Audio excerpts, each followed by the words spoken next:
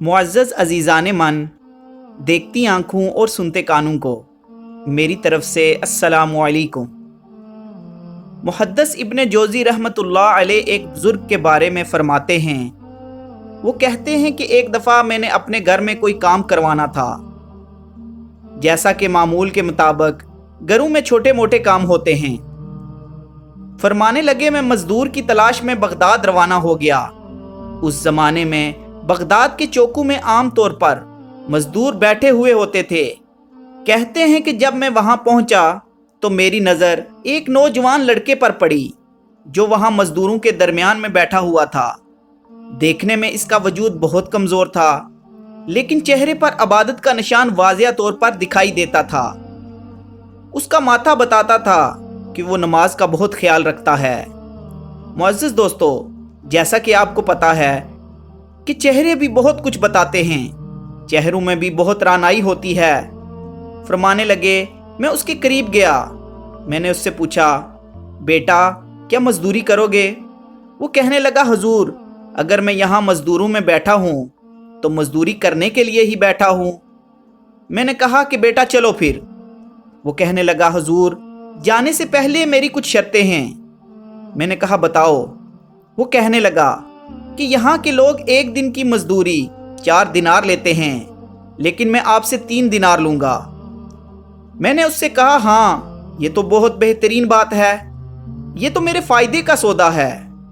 फिर वो नौजवान कहने लगा कि मेरी दूसरी शर्त यह है कि मैं आपकी मुकम्मल बात मानूंगा, लेकिन जब आज़ान हो जाएगी मैं आपकी कोई बात नहीं मानूंगा।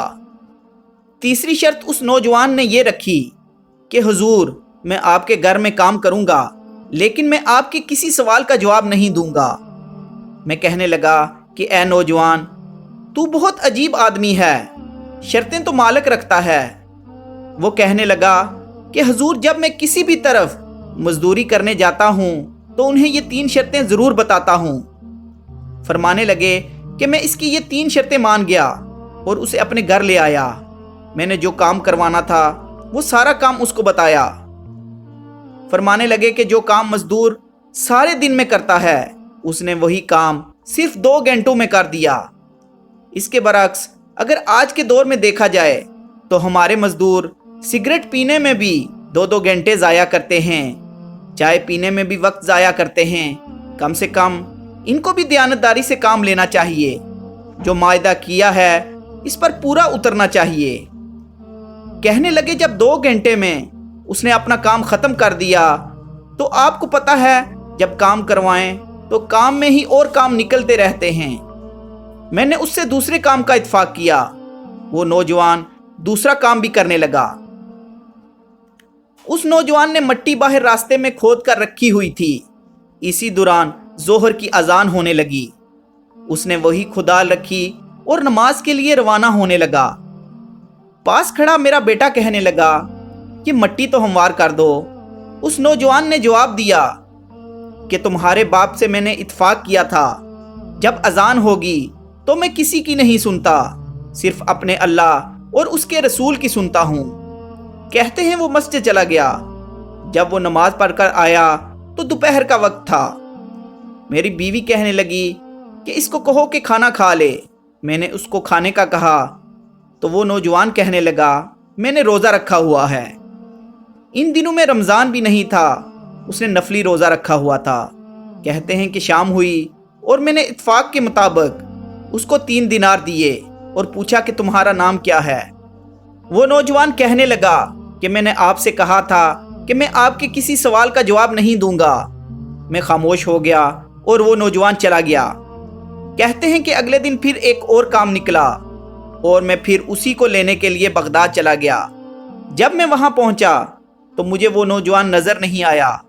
मैंने वहाँ पर मौजूद मज़दूरों से उस नौजवान के बारे में पूछा तो वो कहने लगे, हुजूर वो सिर्फ हफ्ते वाले दिन आता है। मैं इनसे पूछने लगा क्यों?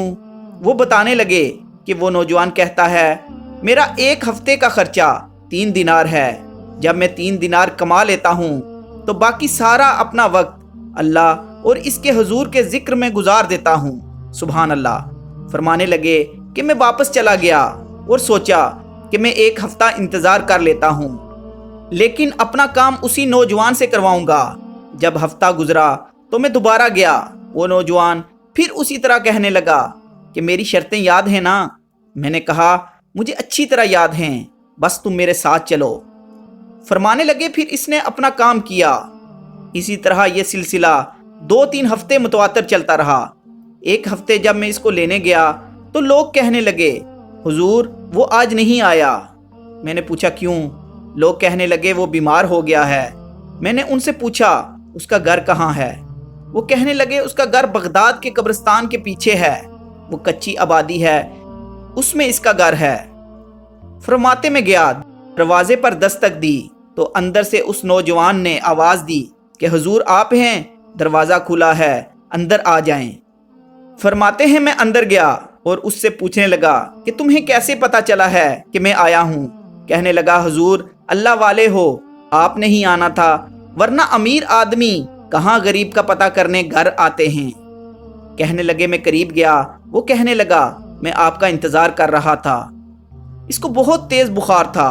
बुखार की हालत में ही उसने अपनी जेब से कुछ पैसे निकाले और एक सोने की अंगूठी निकाली और कहने लगा हुजूर आज रात मेरा इंतकाल हो जाएगा, इन पैसों का कफन खरीद के सुबह मेरा जनाजा पढ़ा के मुझे दफन कर देना, और जब दफन कर दोगे तो ये अंगूठी असर के बाद हारून रशीद के पास ले जाना।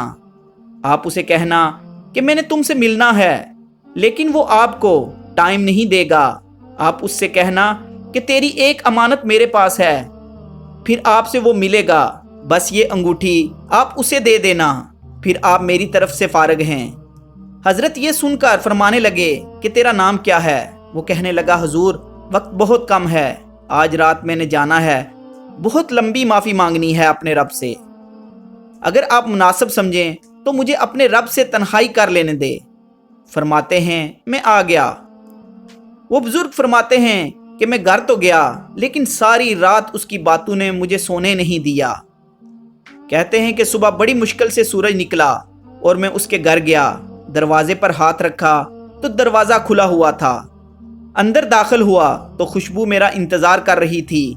जब चेहरे से कपड़ा हटाया तो उसका इंतकाल हो चुका था। ऐसा लग रहा था जैसे किसी का दीदार करके सोया है। कहते हैं कि मैं तो सिर्फ 2 आदमी लेके गया था, लेकिन थोड़ी देर बाद पता नहीं चला कि दुनिया कहाँ कहाँ से आई उसके जनाजे में। किसी उर्दू शायर ने क्या खूब कहा था, मेरे मरने पे हर सू शोर मच जाएगा, देखोगे कहने अलविदा सरकार खुद तशरीफ लाएंगे। फरमाते हैं मैं तो सिर्फ 2 बंदे लेके गया था, पता नहीं इतनी मखलूक कहाँ से आई। कहते हैं मैंने जनाजा पढ़ा, दफन किया, फिर असर के बाद मैं हारून रशीद के पास चला गया। मैंने उसको बुलाया पर उसने मेरी बात नहीं सुनी।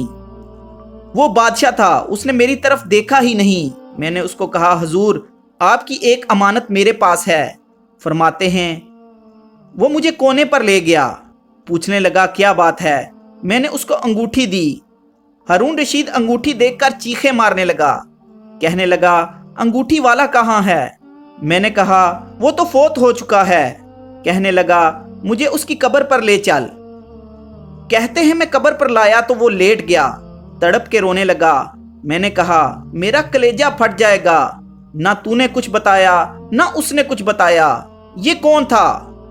तो हारून रशीद कहने लगा ये मेरा बेटा था। मैंने कहा तेरा बेटा और मजदूर? कहने लगा हुजूर ये हजरत दाऊद ताई के पास बैठा करता था, उनका मरीद था, मुझे रोज कहता था अब्बा तूने बहुत दुनिया इकट्ठी कर ली, मरते वक्त तुमसे टांगे नहीं समेटी जाएंगी, इतना हिसाब तू नहीं दे सकेगा। मैं इसको समझा देता, इसकी वालदा भी इसको समझा देती। ये रोज हमें कहता छोड़ दो सब कुछ, आ जाओ अल्लाह हजूर की इबादत कर लो, अल्लाह ताला के सामने झुक जाओ। लेकिन हमने इसकी एक बात ना सुनी और एक दिन ये हमें छोड़कर, सब कुछ छोड़कर यहाँ से चला गया और ये सोने की अंगूठी गलती से उसके पास रह गई। वो रो कर कहने लगा देखो वो सोने की अंगूठी भी आज मेरा बेटा वापस कर गया। फिर तड़प कर हारून रशीद कहने लगा था तो ये मेरा बेटा, लेकिन ये मेरा मुर्शिद निकला। मुअज़्ज़ज़ दोस्तों, जिंदगी बहुत मुख्तसर है। इससे पहले कि हमें मौत आ जाए, اللہ تعالیٰ کے حضور گڑ گڑا کر معافی مانگ لینی چاہیے۔ اللہ تعالیٰ ہمیں نیک اعمال کرنے کی توفیق عطا فرمائے، آمین یا رب العالمین۔ معزز دوستو، امید کرتا ہوں کہ میری آج کی یہ ویڈیو آپ کو پسند آئی ہوگی۔ اگر آپ کو یہ ویڈیو اچھی لگی ہو تو اپنی رائے کا اظہار نیچے کمنٹ باکس میں ضرور کیا کریں۔ شکریہ، جزاک اللہ خیر۔